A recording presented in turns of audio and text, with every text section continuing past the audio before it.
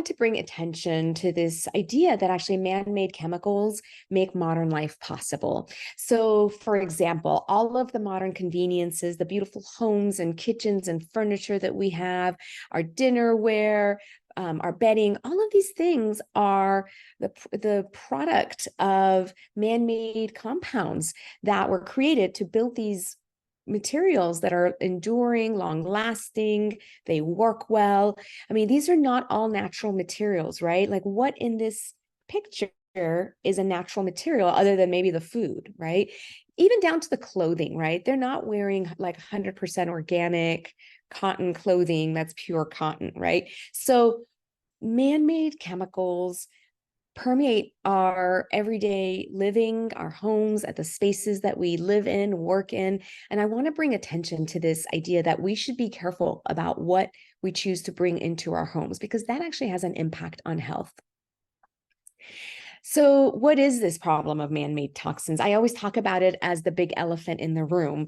It's such a big problem, and it has such an actually significant impact on human health that it's actually too big to wrap your head around.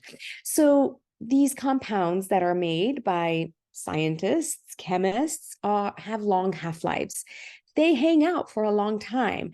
Otherwise, your TV would disintegrate after a while, right? After maybe a few years. But you may have a TV that you even grew up with. It still looks like a TV. Maybe it won't work as well, but the materials are still there. So they don't really degrade, or they're definitely not going to biodegrade because they're not natural materials. They off-gas. This is an important concept to think about. The best way I can tell you what off-gassing is when you get into a new car and you go, oh, it has that new car smell. Or you get a new shower curtain and you go, oh, I can smell the shower curtain. Yes, you can smell it because it's off-gassing. The molecules that are in that product are coming off into the air and you're breathing them in, and you are able to detect those scent molecules. So they don't stay put in the TV, in the couch. They are floating around in the environment of your home. Most of them are invisible. They don't have a scent, so they go unnoticed. There's a synergistic effect between different compounds. So while one compound may have an effect of, let's say, 1, and another compound may also have an effect of 1. You add those two up, you would think 1 + 1 is 2. But when it comes to many different compounds interacting with each other, it's synergistic. 1 + 1 is no longer 2, it's 4, it's 5. So the impact starts magnifying. And you don't have to have a big dose of an exposure to have a health issue or a health outcome from it. Oftentimes it's minute amounts, minuscule amounts of many different toxins that start interacting with each other, and they start creating problems in the body. They may start clogging up the liver or having endocrine hormone effects. So this is where the impact on human health comes in. These molecules actually can interact with our physiology. And there's this concept of endocrine disruption where human hormones can actually get disrupted when, for example, we use plastics and we get BPA into our bodies. The BPA may bind an estrogen receptor and turn on the estrogen receptor. And now you have an estrogenic effect in your body. And for some person, it might turn into a hormone-sensitive cancer. In another person, it might be infertility, repeated miscarriages. In another person, it might be obesity. BPA found in plastics can actually work as an obesogen. It can change how our body handles calories. But the thing is that it's hard to predict which molecule is going to do what in a particular person. Their effects are so variable. And so it becomes very difficult to study the impact of man-made toxins on human health. But we do have enough data that that these toxins can actually disrupt the immune system, leading to inflammatory or autoimmune conditions. They can disrupt hormone systems, including thyroid. Why is it so many of our thyroids are going out? Well, the thyroid is a very sensitive gland. It's always surveilling the environment, trying to figure out what it needs to do. How does it need to dial metabolism up or down? So this concept of endocrine disruption is real.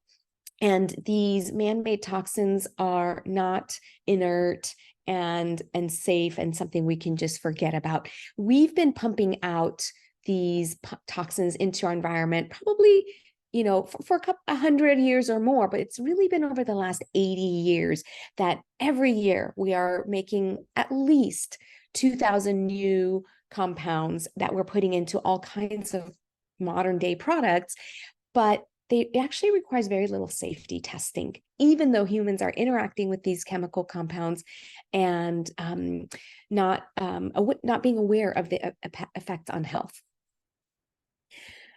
All right, so let's talk about toxins and MS. You probably have heard that there may be some associations. It's very hard to prove causation, right? If you get exposed to mercury, you're going to get MS. Well, we just don't have data like that, and that's not really how toxins behave. What we can conclude is that there's a lot of correlations and associations. So this was a case control study. It was actually an Italian study where they took about maybe 150 people with MS and about 750 controls, people who did not have MS, and looked at their histories. And what they found was the people that ended up getting diagnosed with MS had exposures to organic solvents, either in the shoe or leather industry. Perhaps they were working in a manufacturing plant where they were coming in contact with organic solvents. Their risk of going on to become positive, to test positive for MS was significantly higher than people who did not work in these industries. Similarly, there's associations with pesticide exposure and heavy metals and MS.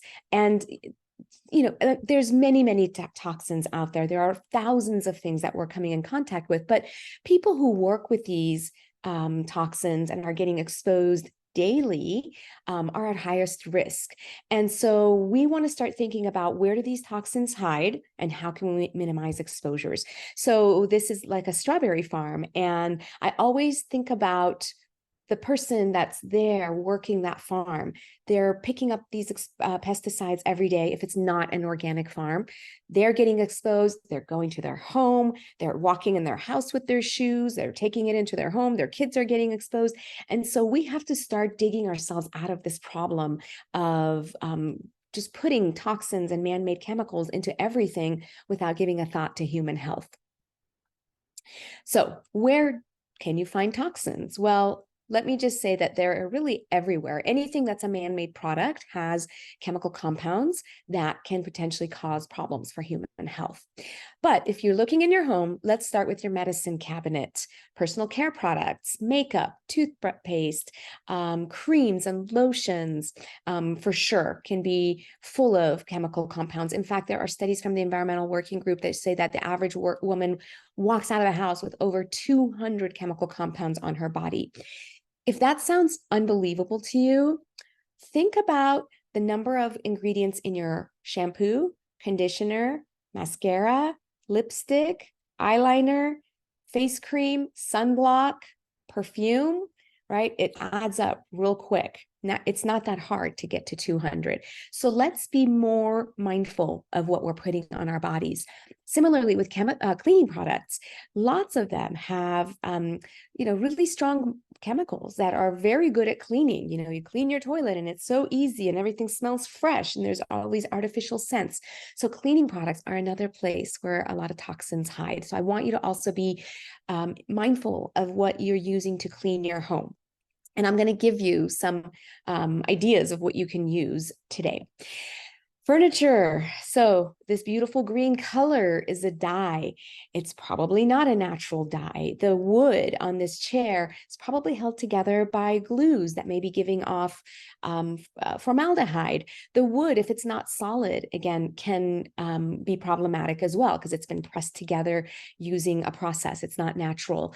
The foam in the cushion certainly is part of it. The rug, if the walls were painted, you would think about that as well. So building materials are another place where a lot of toxic chemicals hide. And thankfully, there are newer products that are lower VOC. They're not perfect, but they're a higher choice when it comes to creating a living space that's less toxic and more supportive of health. Okay, so a couple other places to think about: the air in your home. This is something we interact with 24/7. What if we could clean up the air in our home to minimize exposures?